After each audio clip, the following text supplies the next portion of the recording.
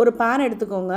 அதில் பூண்டு, இஞ்சி, பச்சை மிளகா, கொஞ்சோண்டு புளி, உங்கள் புளிக்கு நல்லா வேணும்னா கொஞ்சம் ஜாஸ்தி எடுத்துக்கோங்க, இல்லைனா ஒரு சின்ன ஒரு எலுமிச்சைப்பழம் சைஸில் எடுத்துக்கோங்க.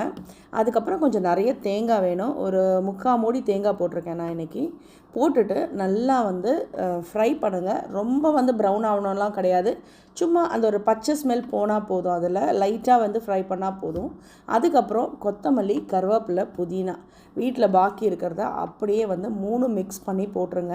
கொஞ்சம் அது வதங்கினா போதும். ரொம்பலாம் வதங்க தேவையில்லை. பாருங்கள், ஒன்றும் பாதியமாக வதங்கியிருக்கு. அவ்வளோதான். கொஞ்சோண்டு உப்பும் அதுக்கப்புறம் பெருங்காயத்தூள் சேர்த்துக்கோங்க.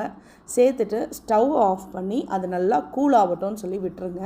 அது கம்ப்ளீட்டாக கூல் ஆகிட்ட பிறகு மிக்ஸி ஜாரில் போட்டு கொஞ்சோண்டு தண்ணி ஊற்றி அதை அரைச்சிட்டிங்க அப்படின்னா சூப்பரான கொத்தமல்லி, புதினா, கருவேப்பிலை சட்னி ரெடி ஆகிடும். இது எல்லாத்துக்கும் ரொம்ப நல்லாயிருக்கும். சாதத்தில் பரட்டி சாப்பிட்டா ரொம்ப சூப்பராக இருக்கும்.